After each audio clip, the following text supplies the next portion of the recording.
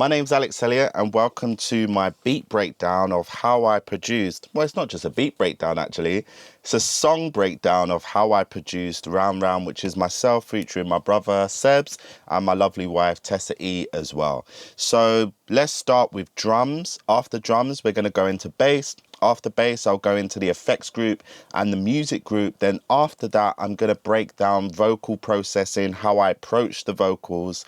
And then after that, I'll then share how I approach arranging the overall song and why I made the decisions that I made as well. So to begin, let's first start off with the drums.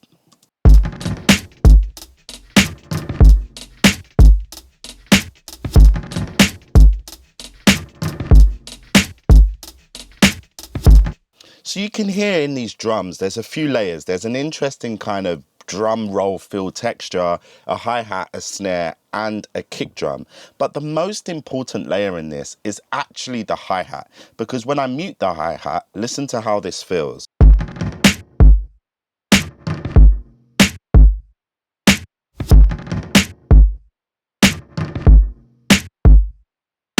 So you can hear the beat is very simple. It's literally boom, ka, boom, ka, boom, ka, boom. But when I bring the hi-hats in, listen to the groove.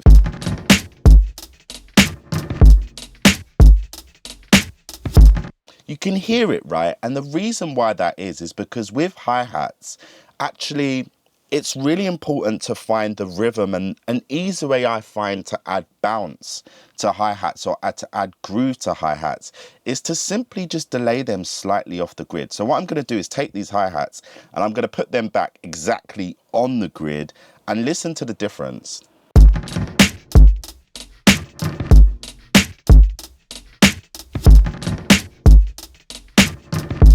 So first half is on the grid, second half is off the grid slightly. And listen to the difference between the first half and the second half.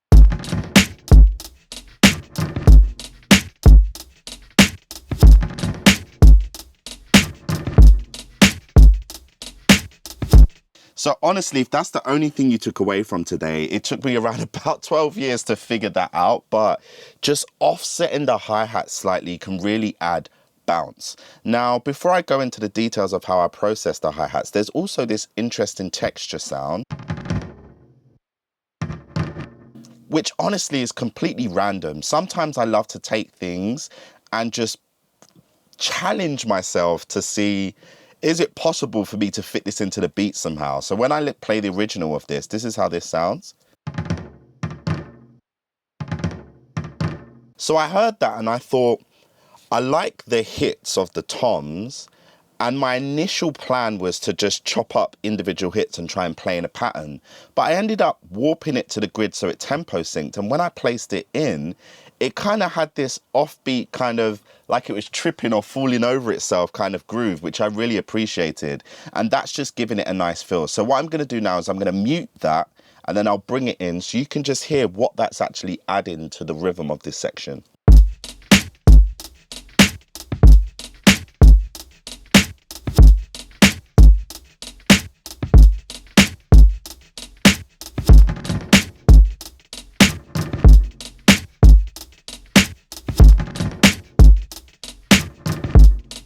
So it's completely random, but what's the lesson here? Sometimes when you're looking for something interesting, just grab anything and just challenge yourself to be creative and to try and fit this into the production. What you'll notice is after you do that for a few years, you'll instantly be able to hear samples and think, okay, I could do that, I could process it this way. And it's almost like your mind starts to formulate ways and patterns in which you can incorporate this into the production. So I highly recommend you mess around with textures and play with those. So for this, there's no serious effects on this, just a Pro EQ3, which is just dipping out any competing frequencies in the mids, because of course this song has a piano. So I'm thinking ahead, okay, if there's going to be a piano, then at any time that's possible, I need to be carving out frequencies in the mids just so that piano can shine. Now, these hi-hats, they're my absolute favorite part of this beat, because if you actually listen to these hi-hats, how they sound originally, they actually sound like this.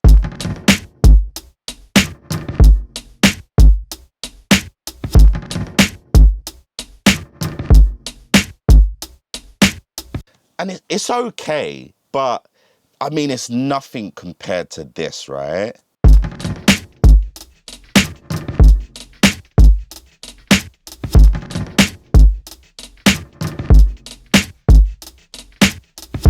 Now, before you get worried thinking, oh my God, that's just an Ableton thing, it actually isn't.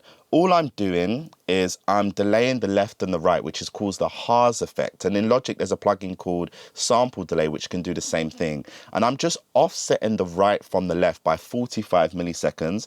There's no particular reason why I'm using that number. It's simply just what felt good. So I'll show you what that's doing.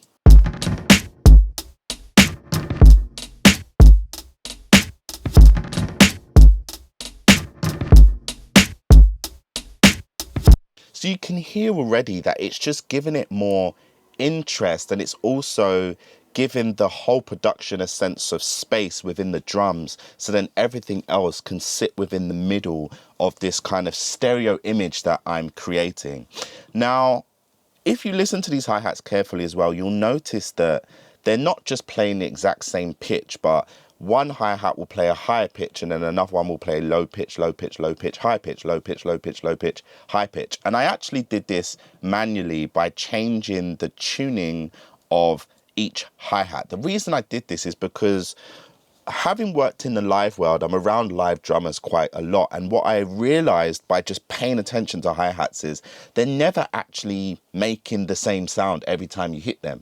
Depending on how hard you hit them, there's actually a change in frequency response and a change in pitch. And that's what gives a hi-hat so much groove. For example, if a hi-hat was to go j j j j j j j, or if it was to go j j j j j j j j j, do you see how there's that sense of rhythm? So I try to emulate that by paying attention to hi-hats and pitching certain notes up and down. Then once I've done that, I still wanted there to be that feeling of there being ghost notes in the background. And that's where I turned to the delay. And this is what that's adding.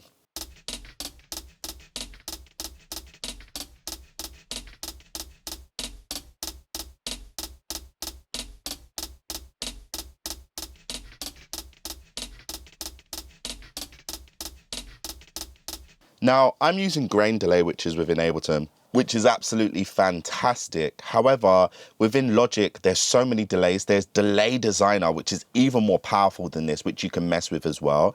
And it's just about finding ways to just give the sense of rhythm, because there's a difference between just playing and playing.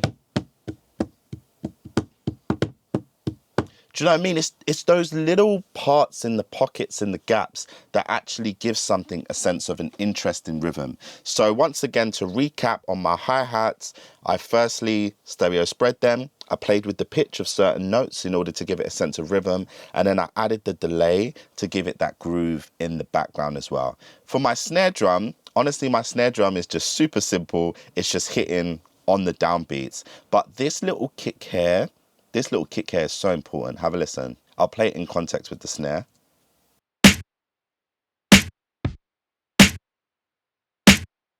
And the reason why that's so important is because I wanted to emphasize this sense of groove that I have. So if you actually listen to the kick drum and the hi-hat playing together, you'll get an idea of what that little off kick is adding to the whole production.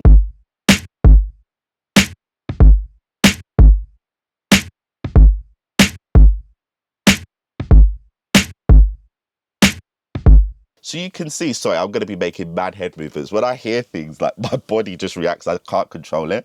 But I wanted to make sure that it had a sense of groove, but I didn't want this to be like a kick drum that was adding low end. So what I actually did is I made sure I chose a kick that didn't have a lot of bass in it.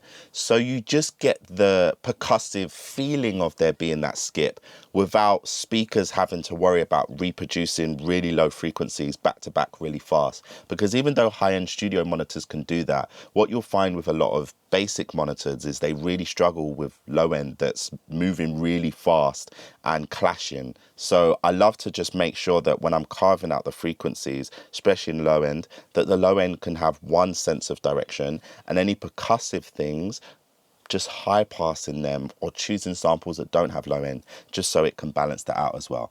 And just to emphasize that little groove again, I just wanted to have just a little more emphasis on the skip part. So I then added in this little reverse hi-hat as well, just to give it a sense of it just swelling into the next part of the pattern.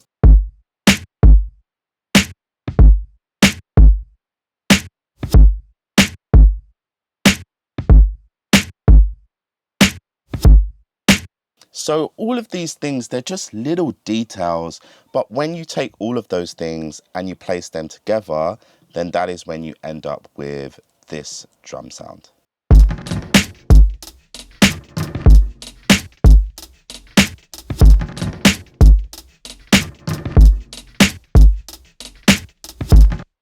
Now, I know I said I was going to discuss the bass next, but actually it's important for me to discuss the piano next. The reason being is that the bass was actually written after the piano, and the bass is simply complementing the piano.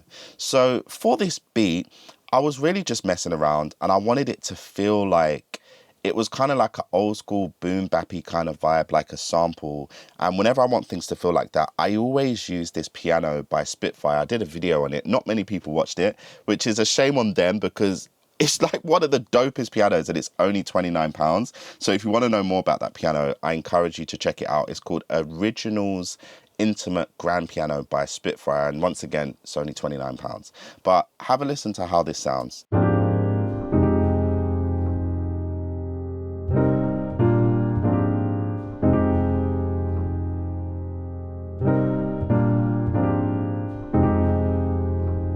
So you can hear it's just got that feeling of like kind of jazzy, kind of soulful. And I love to find chord progressions and patterns that can be repeated and sound nice when they're circling around. Now, this isn't an in-depth lesson on music theory. That would be a whole entire 2-hour video in itself. But ultimately, when I was writing this, I really just was playing and I wanted to just get a sense of how it felt. And I tried to add in all these other complicated things and it just didn't feel right. So I just resorted to just having this simple piano. However, I then did a ton of processing to this piano, but all of these things I did, they can actually be emulated within any other DAW as well. So let's jump into that. I'll firstly disengage everything that's been added. And I also need to make sure before I delete this shifter that it's not actually doing anything and that it is just there, because sometimes I automate things to turn on halfway through the song. So with the piano, in order to make it feel a little more jangly, a little more like a sample, I played with pitching the piano down by 12 semitones for section A and then pitching the piano up to its normal root note for section B. So you had this back and forth feeling of the music. If you think of a song like Touch It, Bring It, Pay It, Watch It with Busta Rhymes and Swiss Beats, where it's like boom, boom, boom, boom, boom, boom, and then it goes high, boom, boom, boom, then it goes low. It's just adding in that sense of contrast.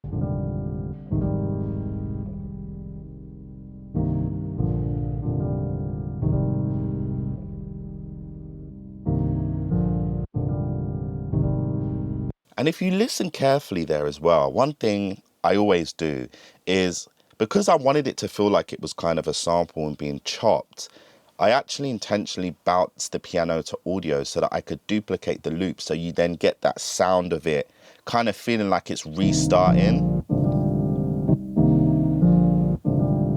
Whereas if I played that in its entirety, then naturally the chord before would have rung over into the next one. But I wanted it to sound like it's intentionally been chopped. And then for the second half, I pitch it up.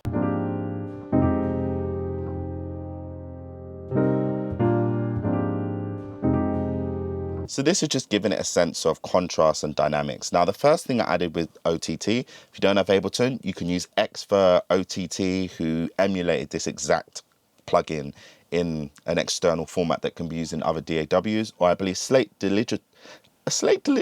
I believe Slate Digital have one called MOTT, which can also be used as well. But essentially, I'm just using it. When I turn to OTT, I'm really just looking for a way to just add a sense of excitement. But you'll have a listen. You'll see how it sounds.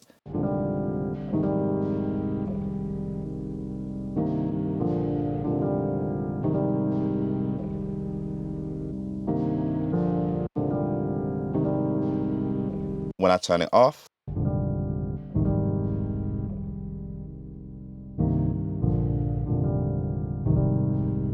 I'll bring it back on.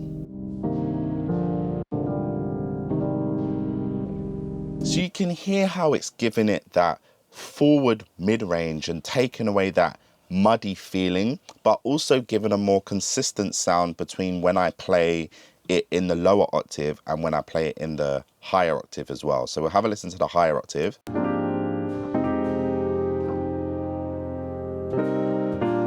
And then lower octave.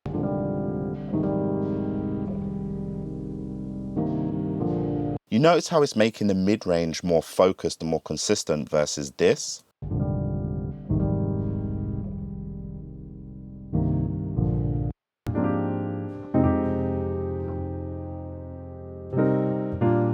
So one sounds muddy and the other doesn't, but when you add OTT, it just kind of adds that consistency. And the way I'm doing that is I'm simply just turning up the high end and I'm turning up the mid-range, almost using it as a form of EQ. I'm not allowing it to do any upward expansion in the low end, but I'm allowing it to do upward expansion or upward compression in the mid-range and the high end, which is what's allowing the mid-range of when it's played in the lower octave to be brought up, and then when it's playing the mid-range in the higher octave, it's just keeping it level, which means there's that consistency in the mid-range. And as well as that, because this Originals Intimate Piano is sampled so well, there's like the sounds of the foot pedal, there's the sounds of when you release the sustain, and all of these things that happen in the background. And when I put OTT on, it really brings out all of those details, which feels like I'm adding a sense of texture in the back. So I know we was listening to the mid-range before, but this time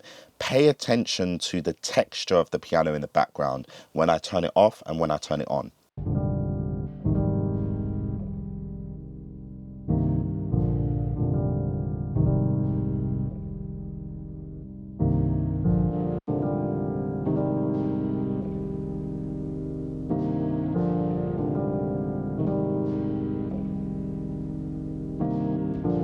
So you can hear just by adding that alone, it's made it feel like more of a sample. After I did that, I still knew that I would need that mid-range to cut through more. And whenever I need that to happen, I always jump to either ozone exciter or in this case, neutron exciter, because I wanted to have the flexibility to be able to maybe EQ and then also excite. And also neutron is lower CPU usage than the ozone one, but still great quality. So essentially the way I'll do that is I'll just solo the band that I want to boost first and foremost.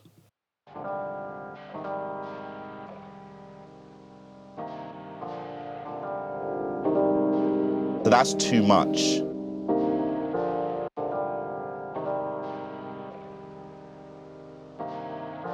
But around about there is perfect. So, okay, I'll solo there and then I'll boost it all the way up. And then what I love to do is then bring it back down until it feels right. Because it can be hard to hear when you're adding in small amounts, but it can be easy to hear when you added in too much. So I add in too much and then I start to back it off until it feels good. So neutron's just giving the mid-range just more presence. So I'll bypass it.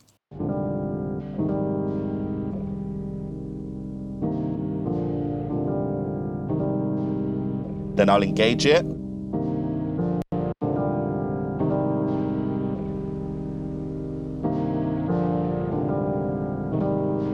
So you can hear how it's just making it stand out. Now, this is the really interesting part. I never want things to feel static.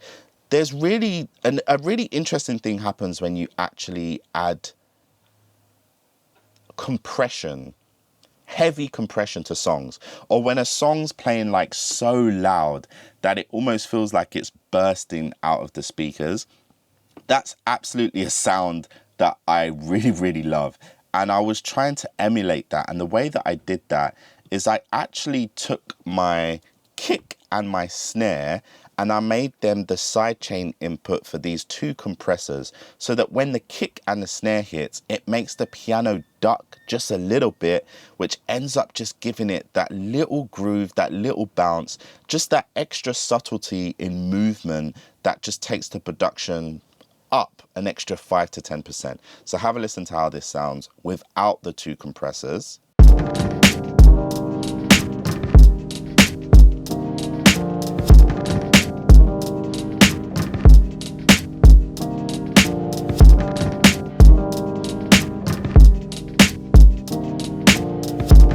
So you can hear it doesn't sound terrible, but just listen to the difference in the movement or the feeling when I allow that piano to be sidechained by the kick and the snare.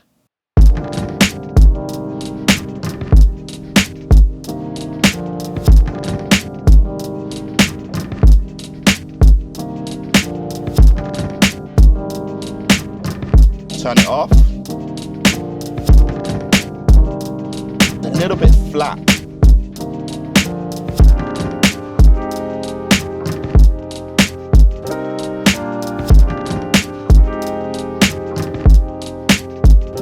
Turn it off.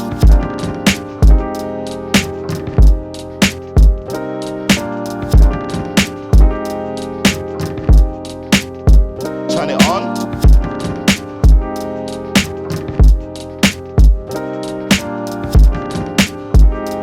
It's so subtle, but honestly, these things are really the secrets. These are really the things that took me like a decade to learn. Little details like that will just make your production just stand out, and people won't necessarily know why it's standing out, but there'll just be something about your beats that would feel different, and it's all in that feeling and that groove. After I did that, I then played with the bass line. Now, I wanted the bass line to still have a sense of change. I didn't want it to sound like it was the exact same bass line playing through the entire thing. So the way that I did that is, for the first half, I played the 2 root notes.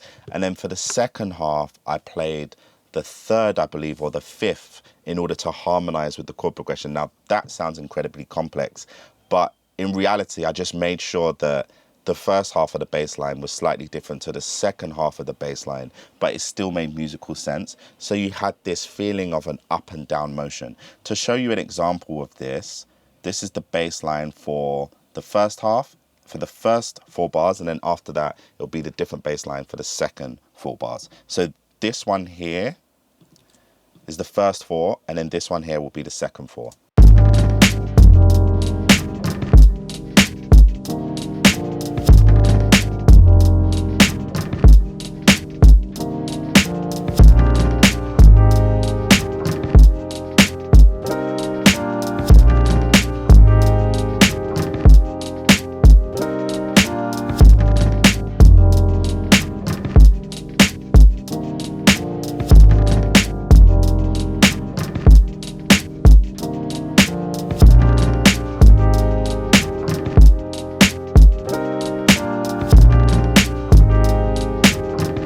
And the reason I made that decision was because, once again, it's all about adding in contrast. I don't want anything to feel overly repetitive, but I want there to be that distinction between section to section. And even though the chord progression is exactly the same, by actually changing what the root note is in a chord, you can actually change the feeling or the voicing of that actual chord as well. So to give you an example, there's this classic thing that can happen when you play like a major 7 chord.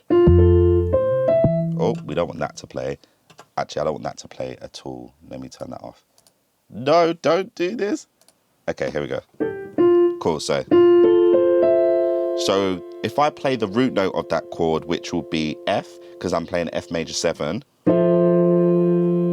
But if I now take that F in the bass and I just move it up 1 semitone, well, 1 note in the key above, which then takes it to G, listen to the difference. So the top chord is exactly the same, but the bass note changed. Change the bass note.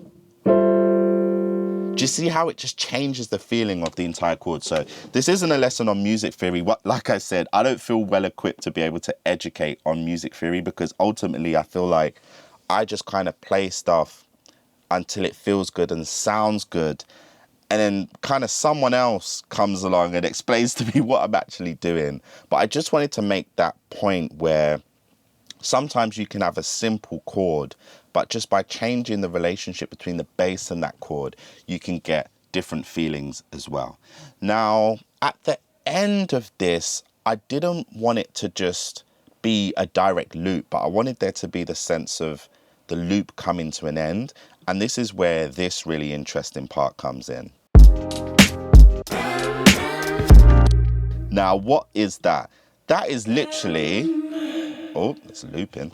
That is very literally my really good friend, Aria, who's an incredible vocalist.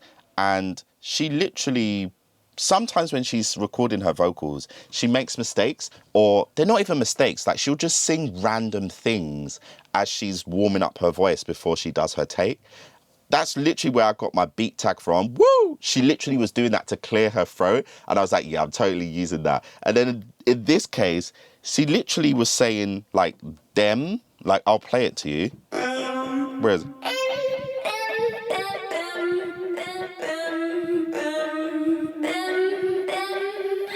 So which one of these is the original note? I literally can't remember off the top of my head. But what I'm going to do instead is I'm going to play the original sample. So literally, that is what she said. But when I was within Logic, I actually ended up using it in another beat, and I ended up manipulating it, and I loved the way it sounds. So I took it and I saved it as a sample because I'm like, I'm sure there's a way I can use this later. And then a really interesting thing happens when you just play chords with it. And that'll be a sound that no one else has. Now, I am doing a little bit of interesting things to it afterwards just to make it feel a little bit better. And essentially what I'm doing is adding an echo and then also adding shifter. So this is how it sounds without the echo and without the shifter. You can hear it just sounds like dry, like it just sounds harsh. It doesn't sound very nice. But when I add the echo to it, it just gives it a little bit of a tail. And then when I add the shifter to it as well, which I'm essentially using to like spread it. Essentially what I've created here is a form of a phaser. So if you want to use a phaser or a flanger or some form of subtle modulation, you can get the same effect, which is just giving it that little spread. One thing I love to do, and then just simple compression, but one thing I love to do is I love to just find simple sounds. And with those simple sounds, just find ways to make it my own. So I know we've spent a long time talking about this and there isn't a lot of elements in here, but honestly, all of that is the beat, because when you put all of that together, this is what you get.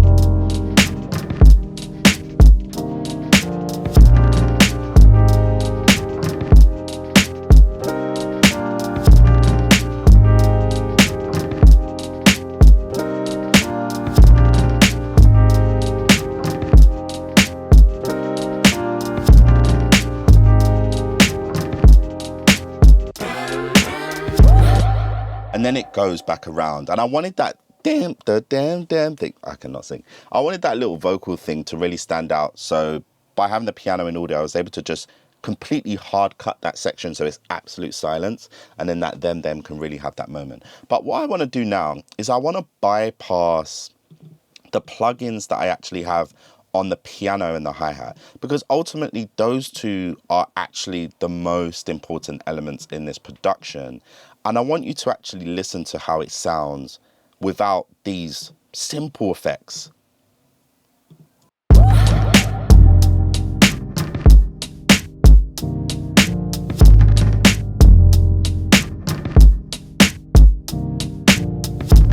And I don't mean this in an offensive way, but sometimes this could be how your beats are sounding. And what I mean by that is you may be playing in default sounds and thinking, why doesn't it sound good? But you have to play with those sounds. You have to craft those sounds and try to make them your own. That's really how you're going to get unique production. If you're just looking for one-shot things that sound great just out of the sample pack or whatever, then you're really limiting yourself, because you're going to have to make your production work around whatever those frequencies are that you're dealing with. But for me, it's like, I love this piano. I just want this piano to cut through and stand out. So then let me just focus on bringing out the mid-range of this piano, and then let me just give it that little compression bounce. And this is the difference that that adds.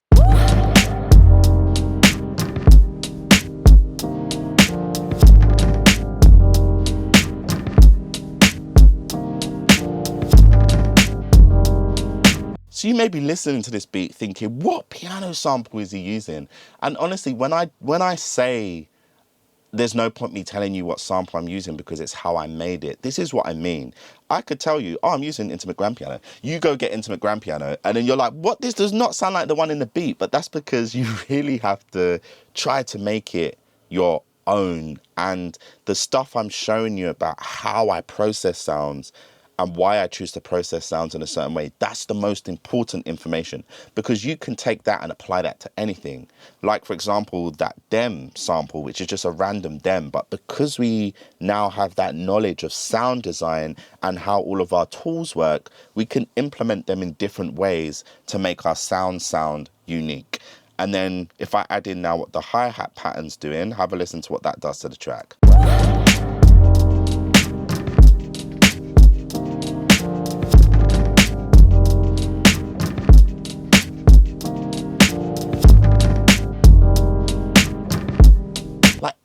That's a drastic difference. For me, that's the difference between like a 6 out of 10 and an 8 out of 10.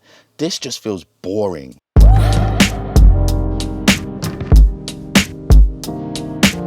My ears need something to latch onto, some form of ear candy, something that just keeps my brain interested. And that's absolutely what this sample delay and this delay are doing for these hi-hats.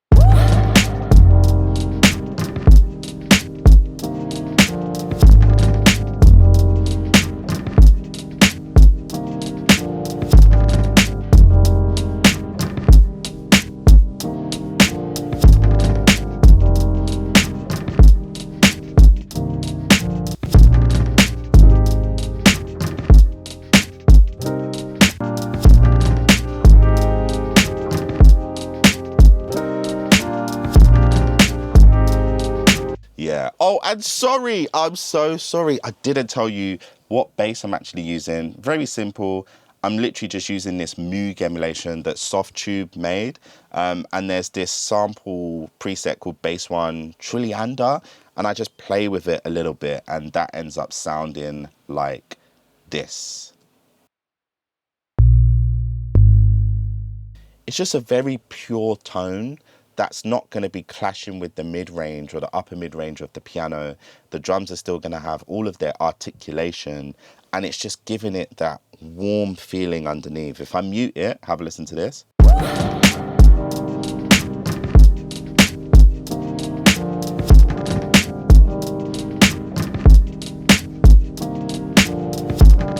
You can just hear how there's like a hole in the lower mid-range and the low end of the speakers. It's like the hi-hats are operating at the high end and the sides, giving us that stereo width. That snare is dead focused in the middle. The piano's occupying the mid-range. The kick is coming in and out intermittently in the middle, in the low end. But there's like this warmth around like this area, around the sides, that's just missing. And that's what this bass is filling in.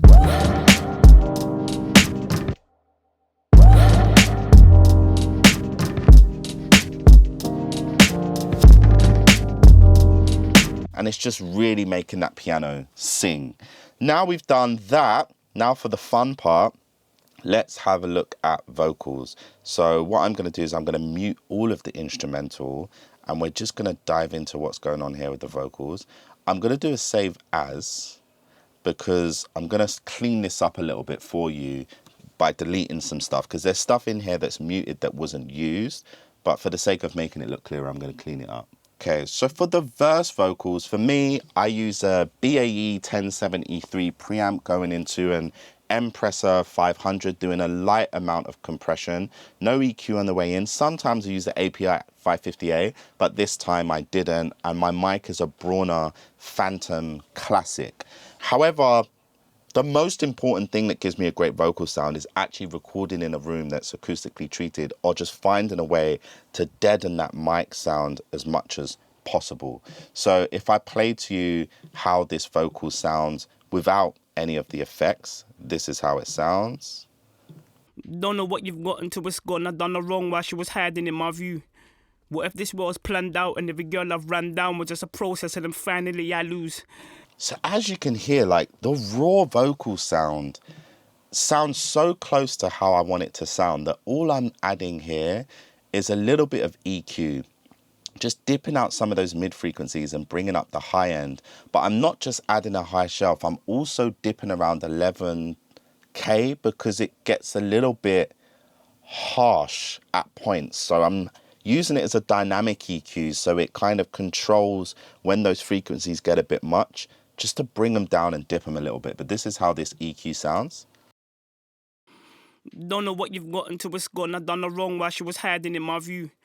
What if this was planned out and every girl I've ran down was just a process and then finally I lose? And without it, don't know what you've got until it's gone. I done the wrong while she was hiding in my view.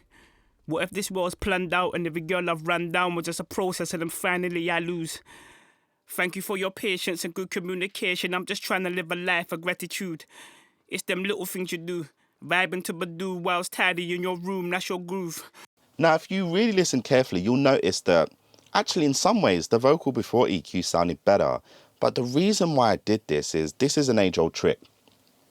Anytime you're adding heavy compression, it's going to give you a lot of body and a lot of lower mid-range. So actually the reason why I'm EQing some of those frequencies out is because I know I'm about to go into the 1176, which is absolutely going to slam it. And that's actually going to give it a sense of body again.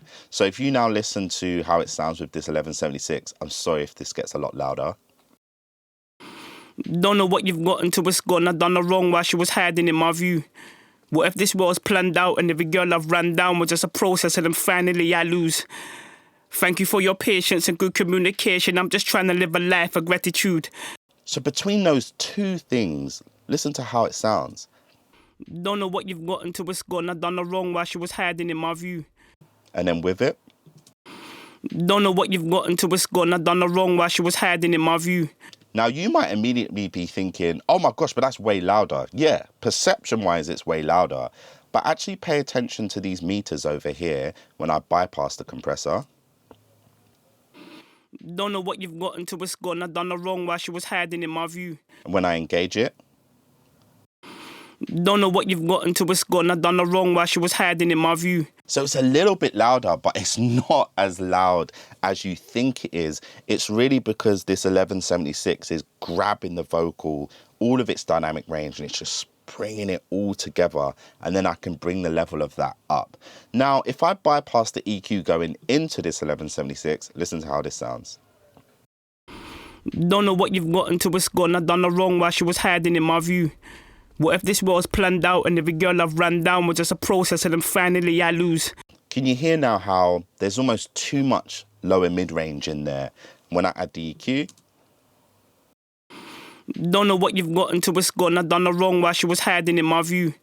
What if this was planned out and every girl I've ran down was just a process and then finally I lose? Bypass. Thank you for your patience and good communication. I'm just trying to live a life of gratitude. Engage. It's them little things you do. Vibing to Badu whilst tidy in your room, that's your groove. And then another thing I wanted to do after this is I love to just add a limiter. My boy Sean actually told me about this plugin, and it's free by D16, I think the group is, called Frontier. This is always on my vocals at the end, and it's just making sure that it doesn't peak above a certain level, but then it also just rounds out the vocal and just brings it front and center as well. Don't know what you've got until it's gone. I done the wrong while she was hiding in my view.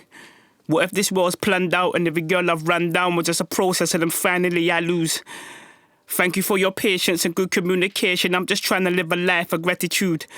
It's them little things you do. Vibing to Badoo whilst tidy in your room, that's your groove. It's all about connection, everything's cellular. I just never said enough. You can hear how it's like it's rounding off the top end and just bringing it into focus. Then once I had that, I'm adding just some simple delays here. So in Logic also, I have my preset delays already set up and good to go, how I want them to sound. So that when I'm working, I don't have to be thinking about crafting and making new delay sends, but I can just simply go, okay, let me throw it to a bit of the DM. DM is just like a setting on Echo Boy, which I absolutely love. And I have Echo Boy, which then goes into Valhalla. So delay going into reverb is really the secret sauce. And then I add it on this DM setting, which is just giving it like a little bit of warmth instead of it being like a full frequency delay. So let me see if I can solo this.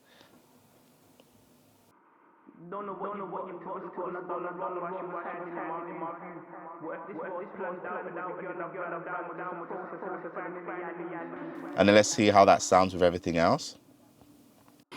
Don't know what you've got until it's gone. I done the wrong while she was hiding in my view. What if this was planned out and every girl I've ran down was just a process and then finally I lose? So you can hear it's just giving it that sense of space in the background. Then after that, I'm actually adding this tape echo plugin by Softtube. Sometimes with this though, you have to add a gate afterwards because it adds in like noise as if it's a real vintage tape echo. But in this case, I didn't mind the texture that it was adding. But this is what this is doing in the background.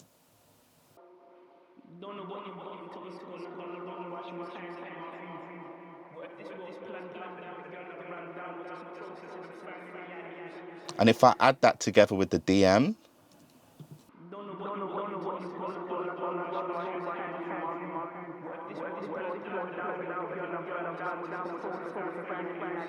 so it's almost like the DM delay is taking care of the stereo width, whereas this tape echo is more anchored in the center.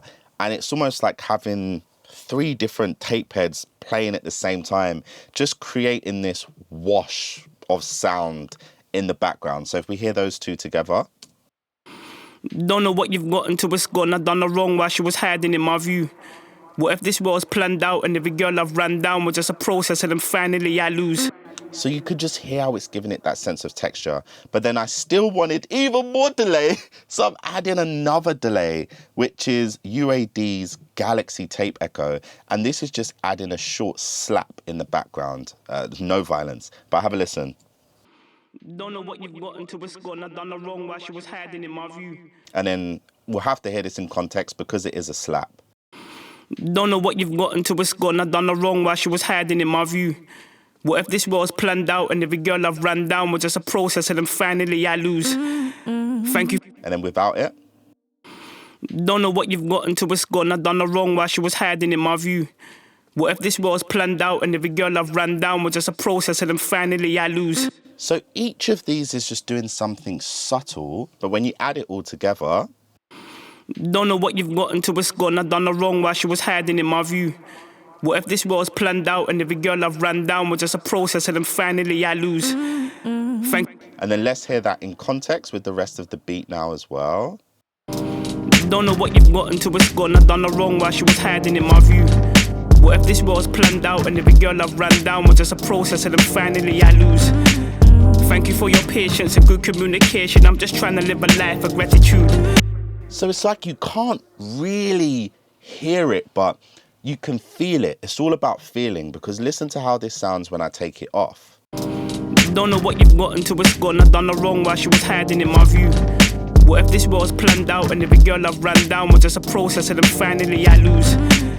Thank you for your patience and good. You can just hear how it's so dry. But when I add in these little textures in the background, it just gives it a sense of depth and a sense of movement.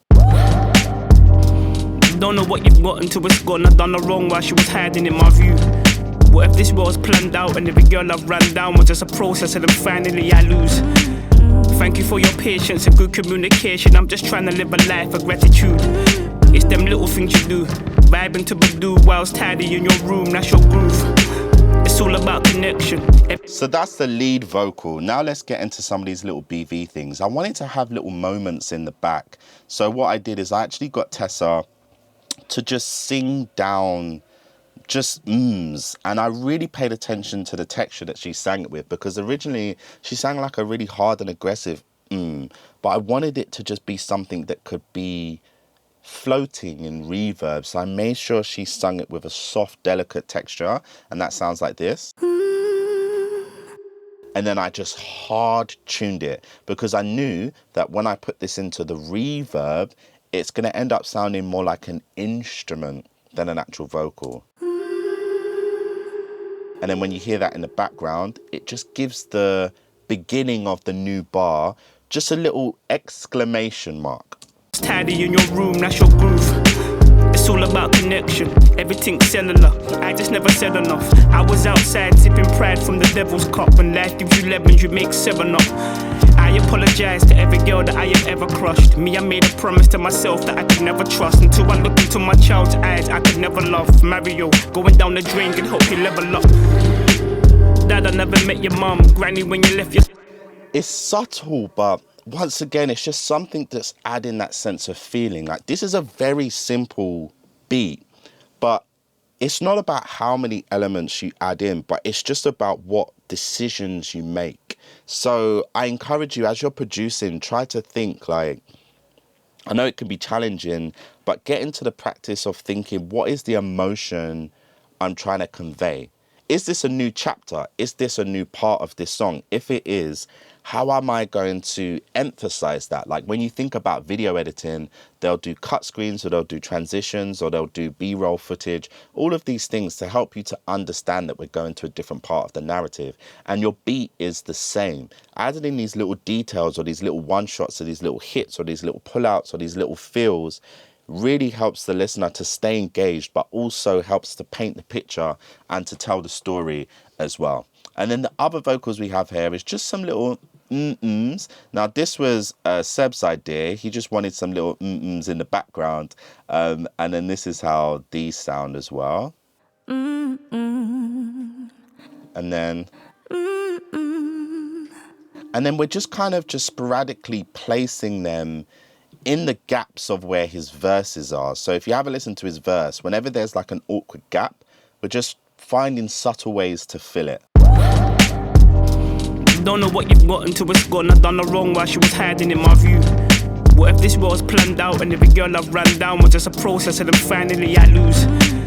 Thank you for your patience and good communication. I'm just trying to live a life of gratitude. It's them little things you do, vibing to Badoo whilst tidy in your room, that's your groove. It's all about connection. Now, if I mute those 3 simple things and we listen to the same verse again, just have a listen to the difference it makes when they're not there. Don't know what you've got until it's gone. I done the wrong while she was hiding in my view. What if this was planned out and every girl I've ran down was just a process and then finally I lose? Thank you for your patience and good communication. I'm just trying to live a life of gratitude.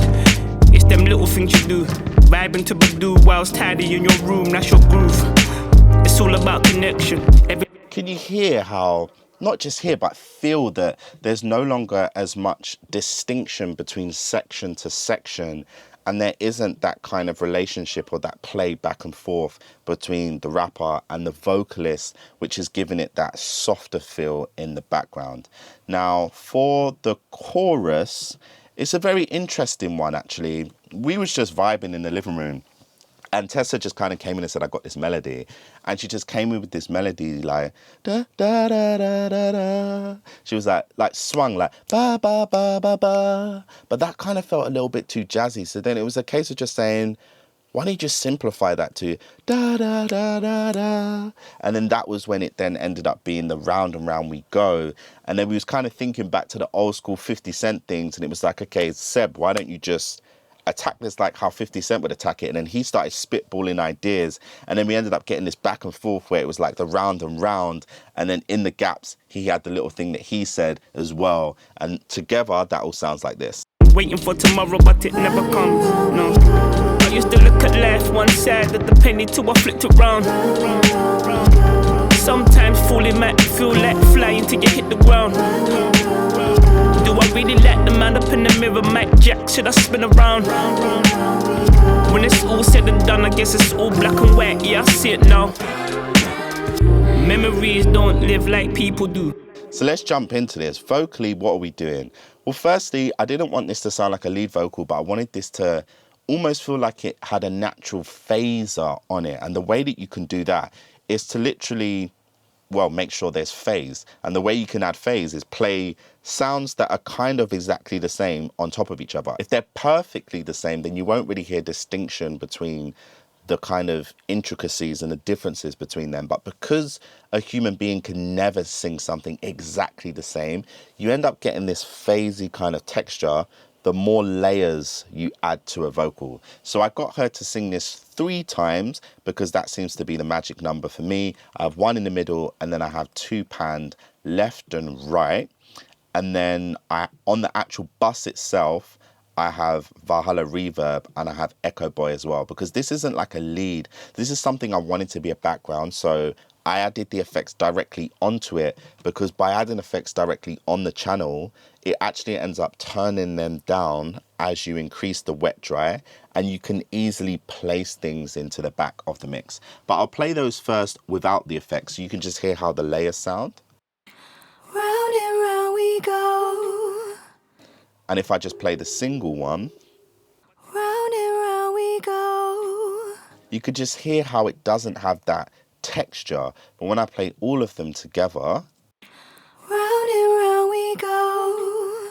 it's so funny because as I've soloed this, I'm like OCD and I'm like, oh my gosh, Alex, why didn't you deep breath it? But anyway, for whatever reason in the production, it just sounded fine. And then on the second half here, I'm now adding just a little Go. So then together we have these. Round and round we go. Round and round we go. Go. Round and round we go.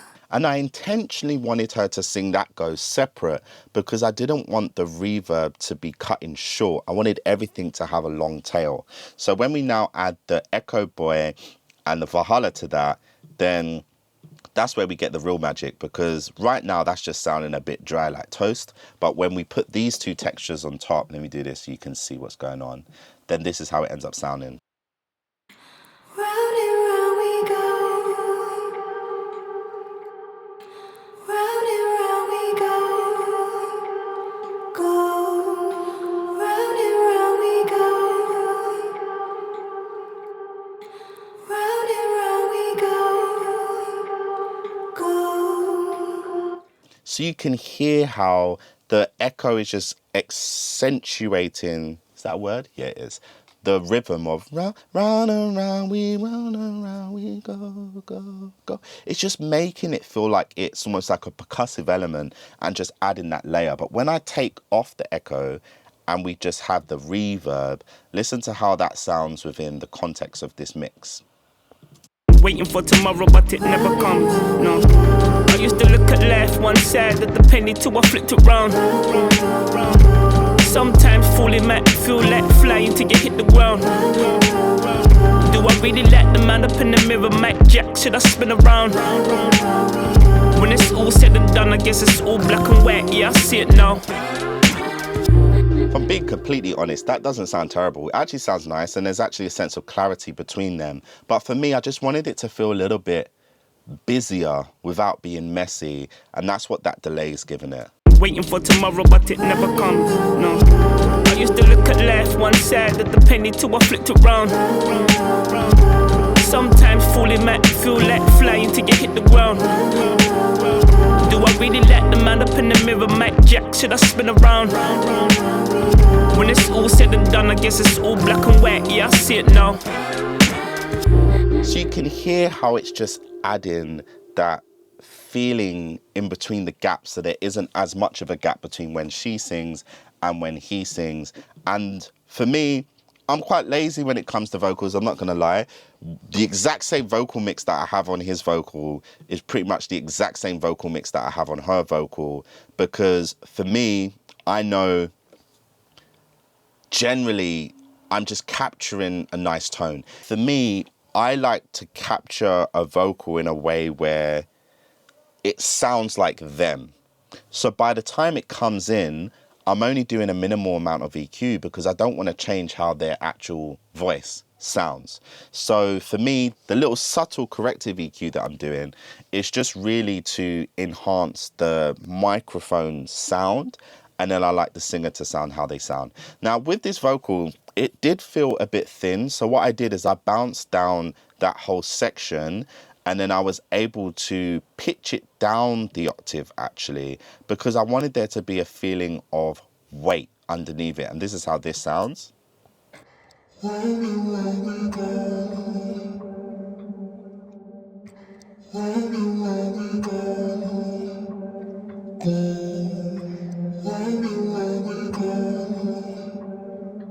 I made sure to do that on purpose with all the reverbs, all the delays, everything, because I wanted the reverb to still be there, but it's almost like adding a lower octave to the reverbs and to the delays. And when you have a listen to it all together, this is how it sounds. Round and round we go. Round and round we go. Go. Round and round we go.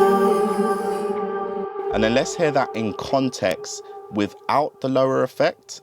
Waiting for tomorrow, but it never comes. No. I used to look at life one side of the penny till I flipped it round.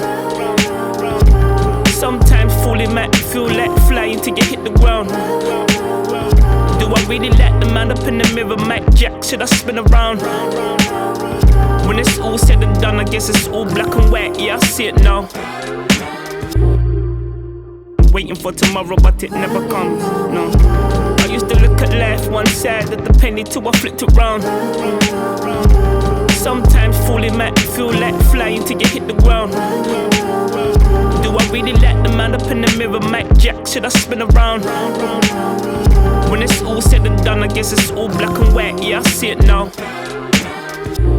So you can hear how it's just giving it that full sound. Now, with his particular vocal, once again, I wanted to make sure to just fill those gaps. So the way I end up doing that is I'll take like the vocal with all of the mix and all of the effects on it, and I'll bounce that down to audio, and then I'll drag that onto a channel which has a completely wet effect on it.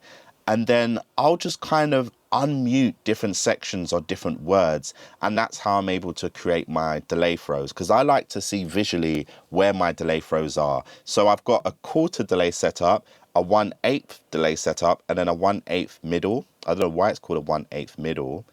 Oh, it's called a 1/8 middle because it's not on the wide setting or the ping pong setting, but it's just on the normal. So the 1/8 I have, which is over here, is on the verse, just to fill this little gap. Never done, apple of his eye, grape seed, cherry plum, think about the ones we lost. And then on the chorus, I just have the quarter delay and the 1/8 delay on certain sections rhythmically to just fill the gaps. So have a listen. I used to look at life one side of the penny till I flipped it round. Sometimes falling might feel like flying till you hit the ground. Do I really like the man up in the mirror? Mike Jack, should I spin around? When it's all said and done, I guess it's all black and white. Yeah, I see it now. And the reason why I actually added the round with the 1/8 delay in the moment, it was because it just felt wrong being on the quarter delay. So have a listen to this. Jack, should I spin around? When it's all said and But after listening to this, I'm able to analyze why I actually made that decision on a subconscious level. It's because when I add the round with the 1/8 delay, it now places it perfectly in time with the BVs that she's actually singing. So have a listen to the echo and what she's singing. mirror, Mike Jack, should I spin around?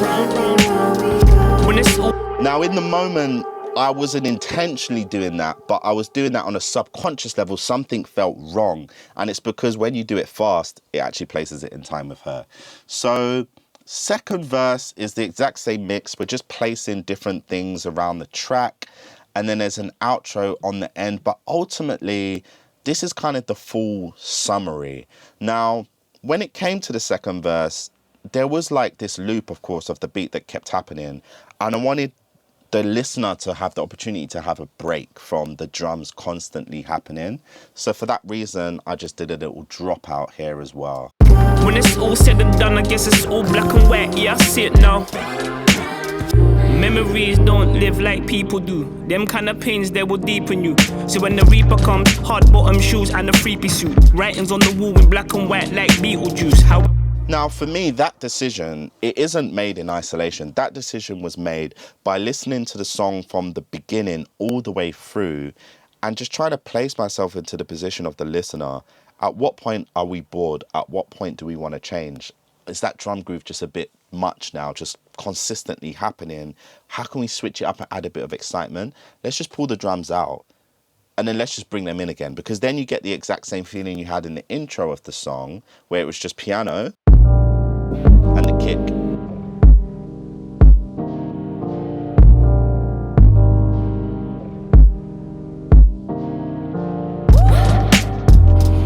Don't know what you've got until it's gone. I done the wrong while she was hiding in my view. So when those drums come in, that's such a moment.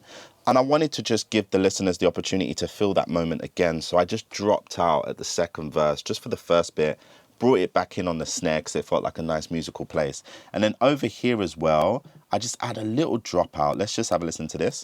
Boy, you better feed the crew. Man turn wolves, Pedro Neto, he will eat your food. And I don't even read the news. Papa don't preach, I'm in the choir, you can keep your view. So once again, the entitlement, boy, you better feed the crew. Man turn wolves, Pedro Neto, he will eat your food. And I don't even read the news. Now the reason I did that was, once again, this is second verse. You're going to be like, this beat is the same beat. You're getting a bit bored. So it's just adding little moments to make sure the beat and his vocal are playing against each other. Just little dropouts to keep it interesting. And then by the time it comes to the second chorus, I'm like, okay, we're going to go completely musical with the vocals and we're going to drop out all the drums, because by this point, that just hasn't happened. And we just need a little bit of a break and to just really focus on what that chorus is saying. And then that's why I drop out the chorus after the second verse. So have a listen to this. Dress code. Also know women go when they spiral down that step slow. Never pass your threshold. True. I used to look at life one side of the penny till I flipped it round. Sometimes falling back, feel like flying till you hit the ground. Do I really like the man up in the mirror? Mike Jack, should I spin around? When it's all said and done, I guess it's all black and white. Yeah, I see it now.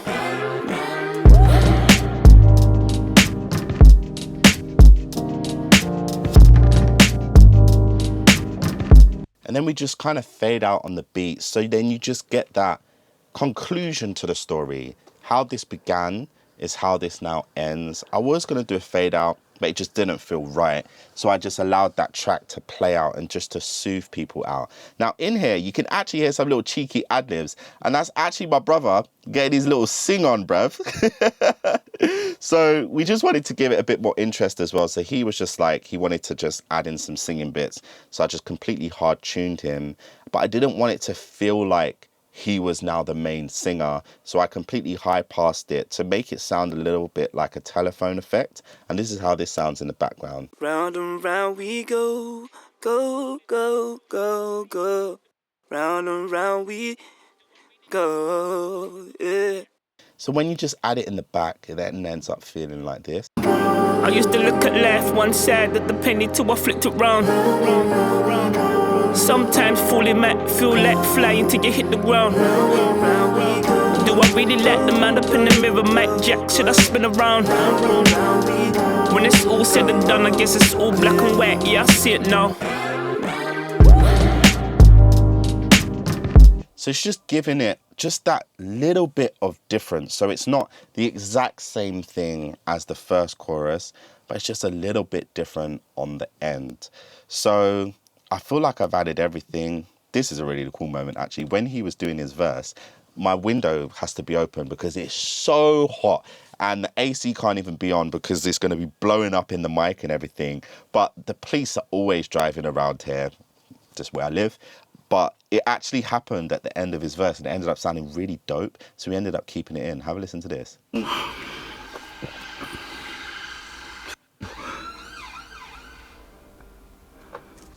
So just this little texture that's kind of in the background, that's a little interesting thing. So that's pretty much my breakdown on how I produced the song. I hope you enjoyed it. If you want to support even more, then please head over to the Bandcamp and you can purchase the song. But who knows, bit of a social experiment at this point. Maybe no one watches this. But if you did watch it, then thank you. I appreciate you. And I hope that you is able to receive something helpful from this breakdown, and I'll be doing more in the future.